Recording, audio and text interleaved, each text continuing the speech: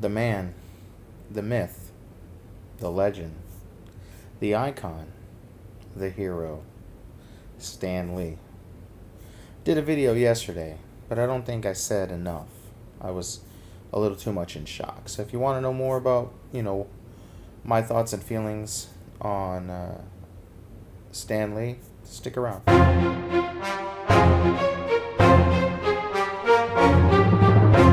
What's up, universe? We're not going to do any shenanigans or any intros or anything for this video.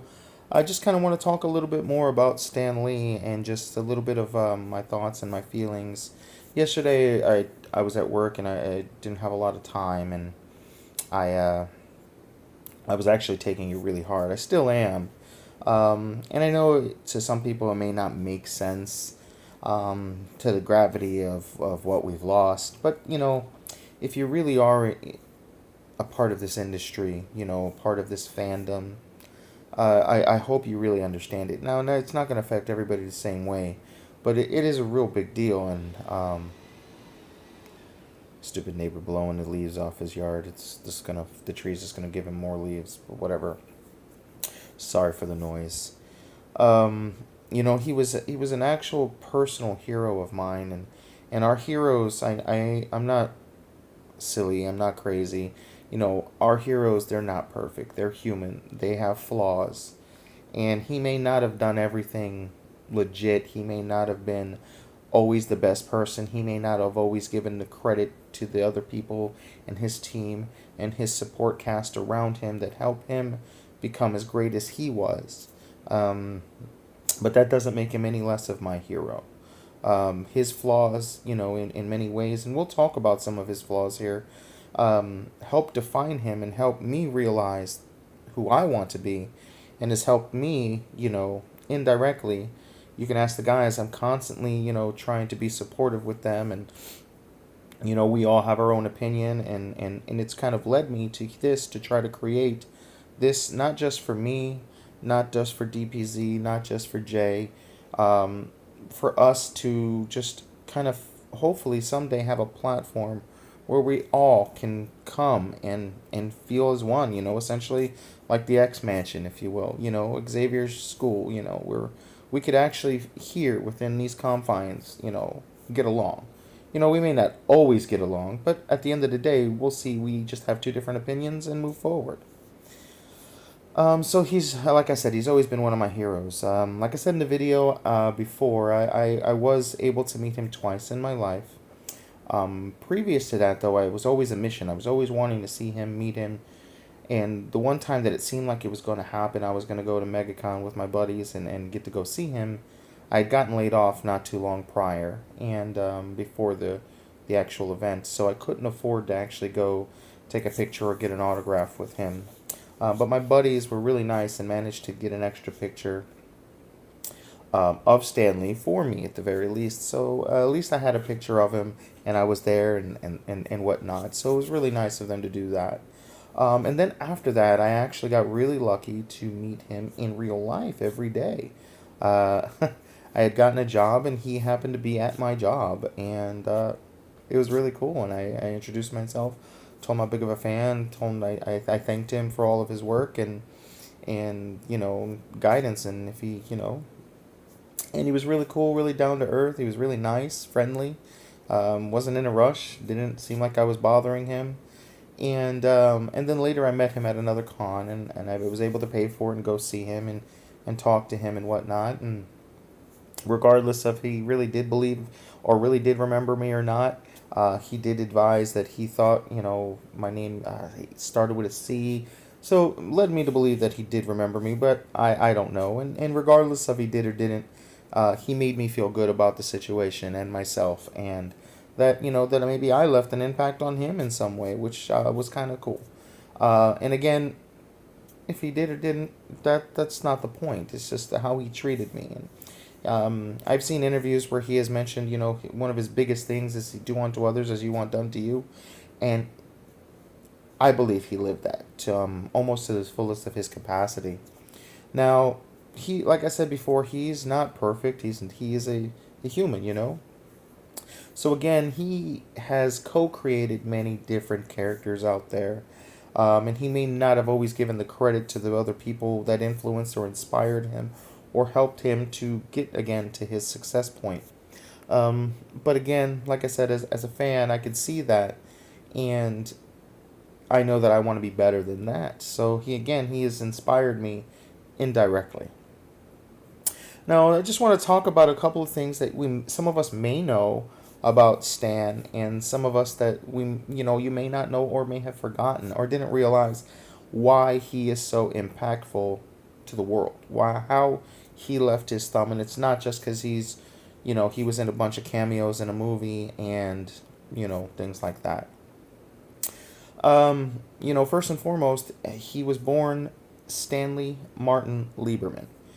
His name is not actually Stan Lee, That was a pseudonym name that he had made up essentially as a ghostwriter, if you will. And we'll get a little more into that in a moment.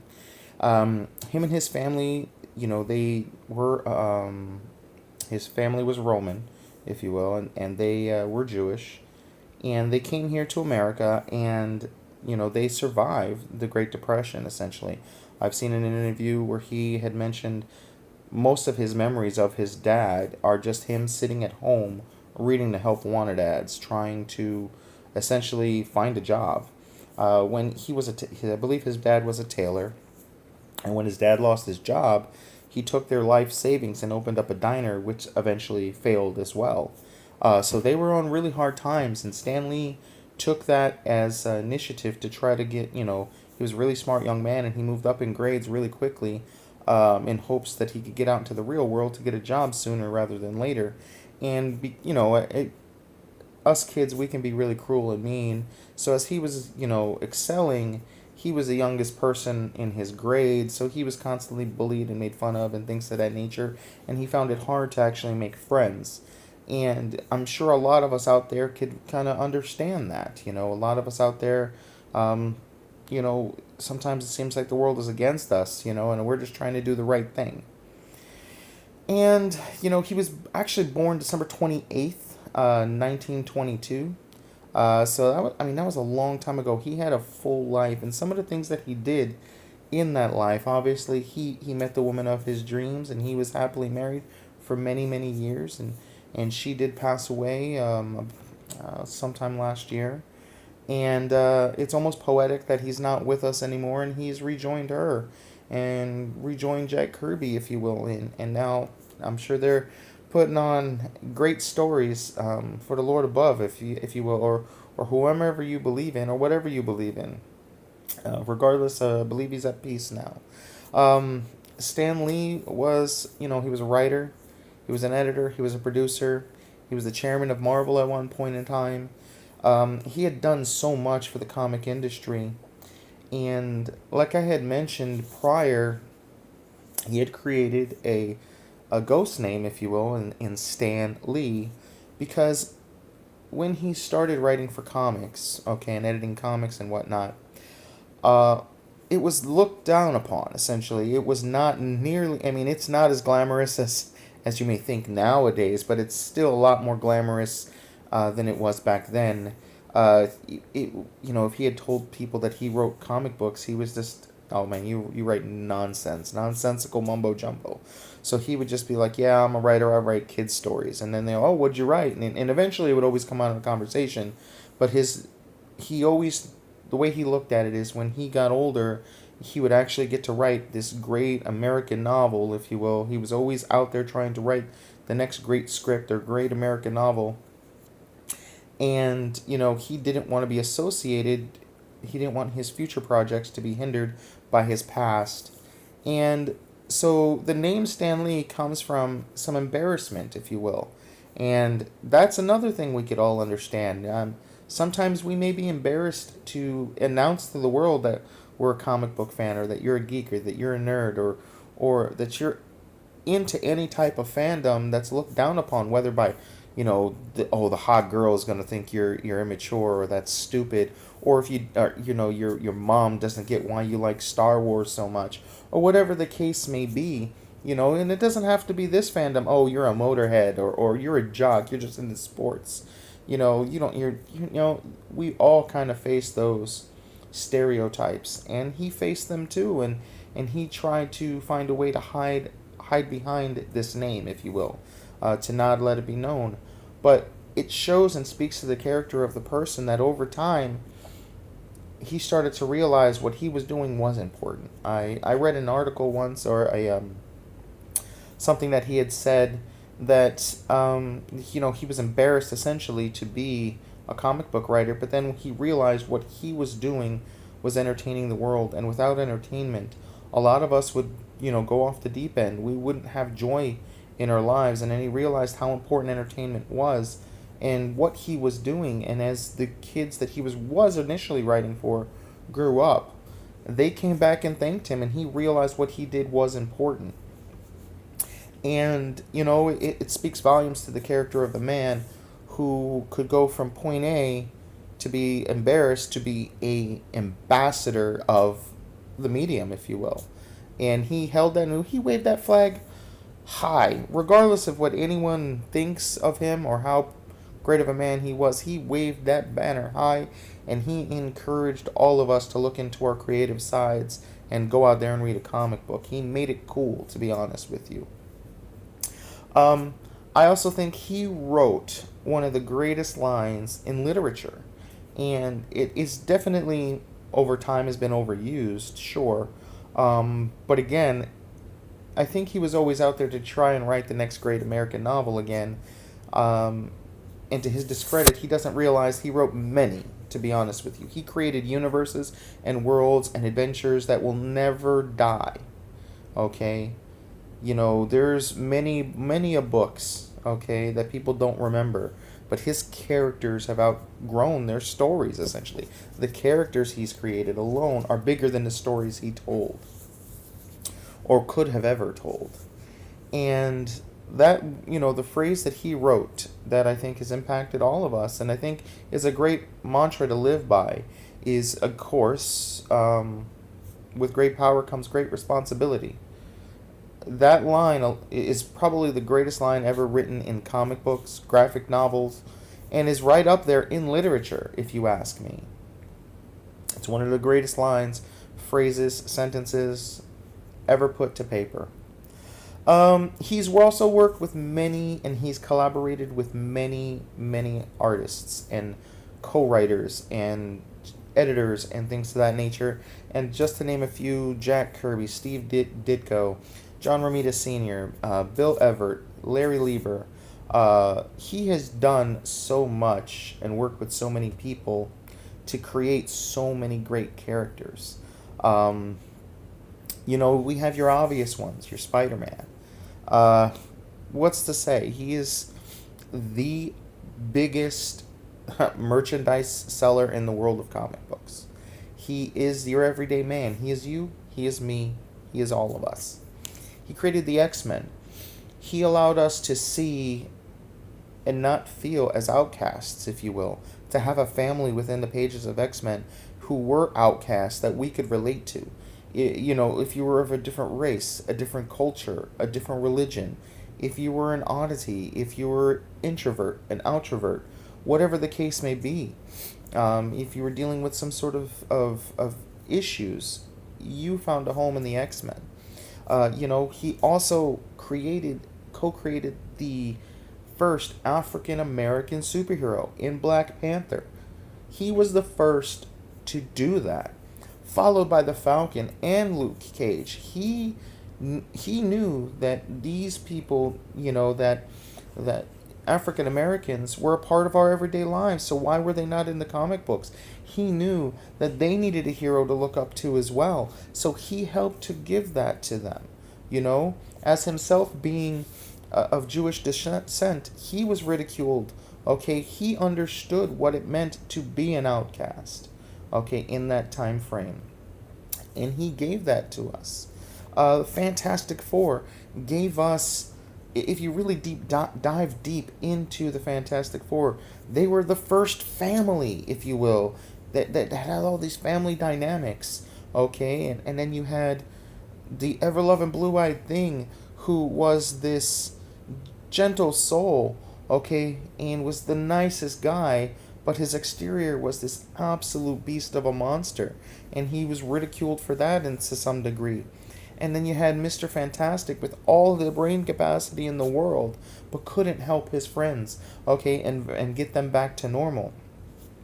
You had your Doctor Doom, one of the greatest, if not the greatest villain ever created, okay? Speaks volumes, okay?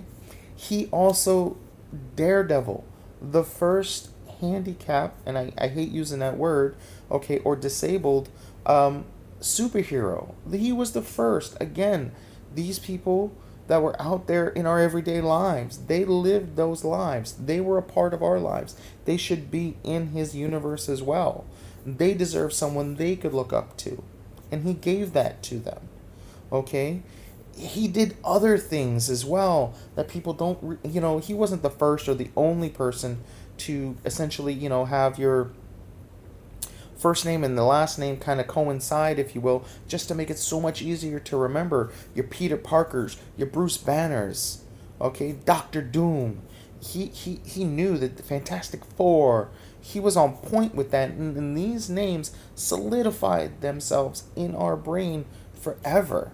Again, he wasn't the first, but he did it so much. Stephen Strange, okay, he Matt Murdock.